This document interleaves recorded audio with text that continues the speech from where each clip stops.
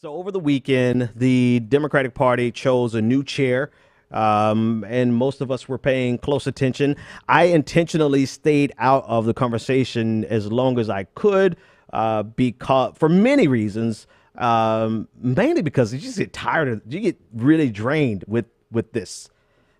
But now that it's over, I'll give my commentary on it. So the DNC chose Tom Perez. Tom Perez, who's not the gentleman on my screen. The gentleman on my screen is Keith Ellison, who was the pick of John Lewis, who was a pick of insiders like Chuck Schumer, right? So it's not like he was this complete pariah. And then, of course, he was the pick of Bernie Sanders. They chose to go in a different direction. I believe the breakdown was Tom Perez got 235 votes to Keith Ellison's 200 votes.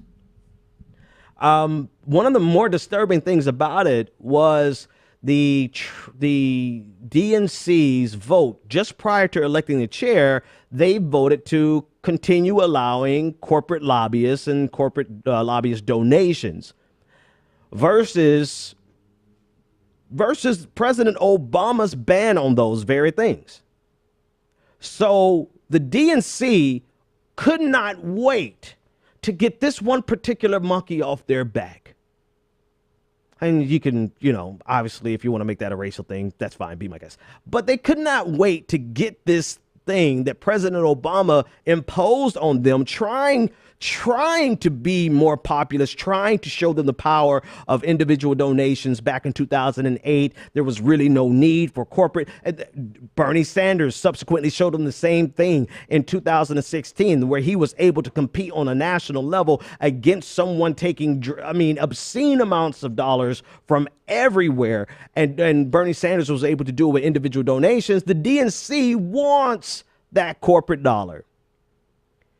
It is disturbing that they chose Tom Perez for many reasons, not because of Tom Perez as an individual, but because of how the establishment, including President Obama, sandbagged the race and did everything they could to make sure that they had someone who could beat Keith Ellison, because they want, above anything else, to suppress the progressive wing, the Bernie Sanders wing of the Democratic Party. That is the most important thing to them. Damn winning elections, we just got to stop anybody who would actually advocate for leftist policies. So that's number one. Tom Perez is kind of a blank slate in many regards, really doesn't have much substance except for the fact that he helped participate in the swift voting of Bernie Sanders to label Bernie Sanders as as a person who's only popular with white bros. You can see the emails from I believe it's the Podesta leaks by WikiLeaks. You can see the email exchange where he was intricate in that. So besides that, he was the Secretary of Labor for Obama. Okay, whatever. But the things that stood out the most is the fact that he was the pick of the establishment, and they did everything they could to destroy the hopes of Keith Ellison from becoming the chair. The other thing that they did was this play that we've got to just call out every chance we get. It is this, oh my God, you're anti-Semitic.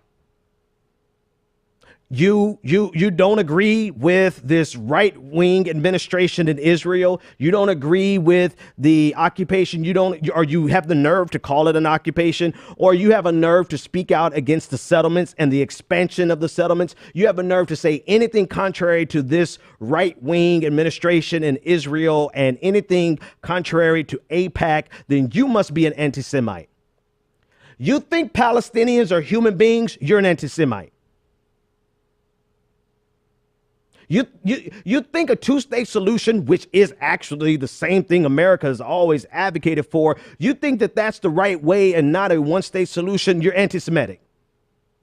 Oh my God, you were part of the Nation of Islam when you were a kid, and you spoke positively of Louis Farrakhan. You must be anti-Semitic, because as we all know, anything related to Islam is automatically anti-Semitic. And never mind the fact that the historical usage of the word Semite, it includes most Muslims, or at least regionally.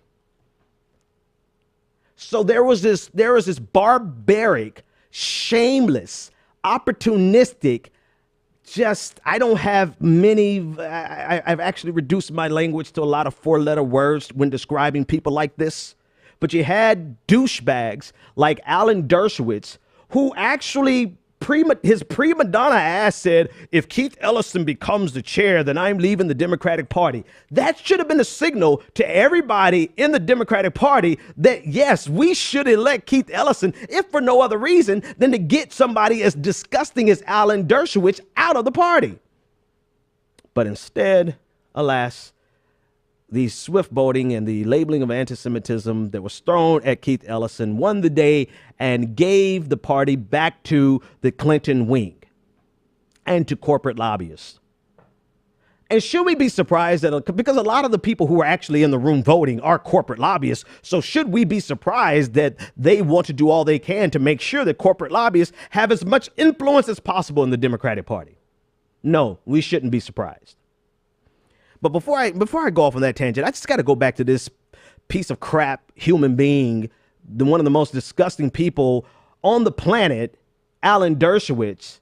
And I want to play this clip so that you can see his gleefulness, but his continued attack on Keith Ellison even after Keith Ellison lost. Listen to this piece of crap. I'm staying in the party because Ellison was defeated, and the Ellison defeat is a victory in the war against bigotry, anti-Semitism, the anti-Israel push of the hard left within the Democratic Party. Okay, stop right there. The defeat of Keith Ellison. So in the mind of I don't know what it is. It's just this radical, in the mind of a human being like Alan Dershowitz, Keith Ellison represents Keith Ellison is someone against whom he must wage a war, because Keith Ellison represents bigotry, and Keith Ellison represents anti-Semitism. Keith Ellison represents all these horrible things, and he feels like this is a victory because he was able to beat somebody like Keith Ellison. So this is just one skirmish in the war against the anti-Semitism of the far left. Bernie Sanders is far left to this cat. But he would, if he could, he would make Bernie Sanders be an anti-Semite. I'm quite sure somewhere in some conversation, Alan Dershowitz has accused Bernie Sanders of anti-Semitism, even though Bernie Sanders is a Jew. But because Bernie Sanders actually spoke positively of the humanity of the Palestinian people, just like Keith Ellison, they've got to all be anti-Semitic. Let's listen to the rest of this fool. I'm staying in the party because Ellison was defeated, and the Ellison defeat is a victory in the war against bigotry, anti-Semitism, the anti-Israel push of the hard left within the Democratic Party. Look, I wish that Perez hadn't appointed Ellison to any position in the Democratic Party, but I'm going to stay in the Democratic Party and work to try to move it toward the center, to try to move it away from the hard left, to try to move it away from its twist toward opposition to Israel and toward American values. It's going to be an uphill fight, but I'm there to fight that battle. We won this battle. Bitch, you ain't fighting nothing. Shut up. All you're doing is sitting back. I'm sorry, kids. All the kids listening, I apologize. That's the only thing I'm going to say. All he's doing is sitting back and propagating and promulgating. That's the word I'm looking. He's promulgating this hardline Israel policy that anything whatsoever, even if it's something that's beneficial to Israel, even though it may not seem beneficial to Israel, like a two-state solution, anyone who's advocating for something that they can quickly deem as opposition towards Benjamin Netanyahu's agenda is an anti-Semite.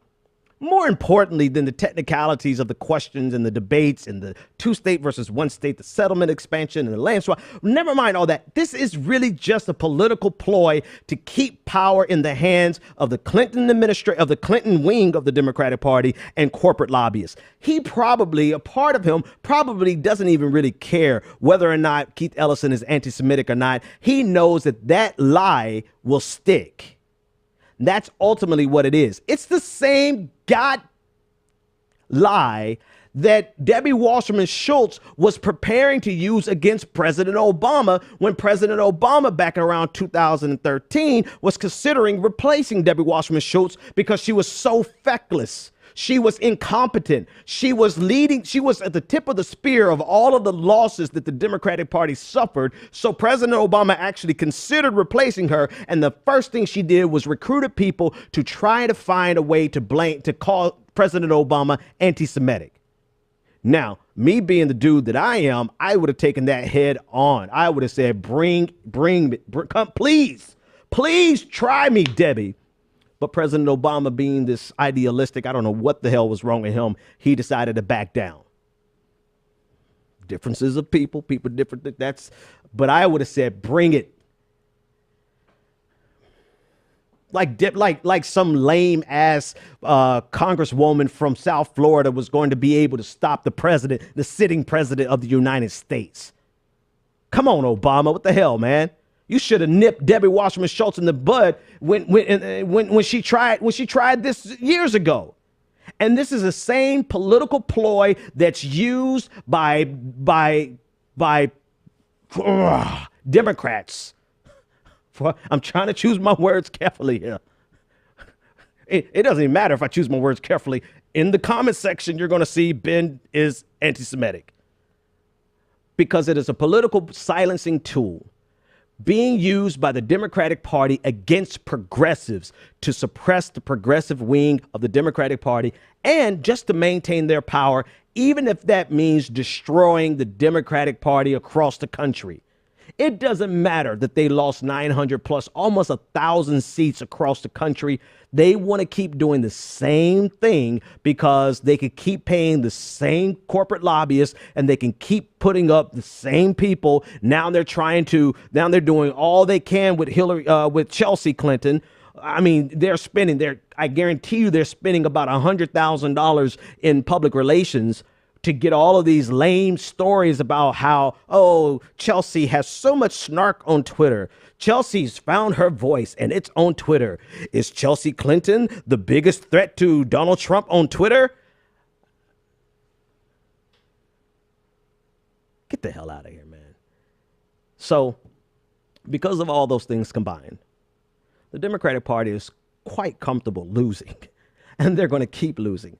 The only other thing, and I want to end this segment, but the only other thing that I have to say about this is that they want their cake and they want to eat it too, right? So now they're coming out. Tom Perez has said that he wants to make Keith Ellison the face of the Democratic Party. Not power, not influence, not voting power, not position, because this little pittance of a position that he made up, deputy chair, is not even a real position, right? But he wants to make Keith Ellison the face so that they can assuage the anger of the progressive wing.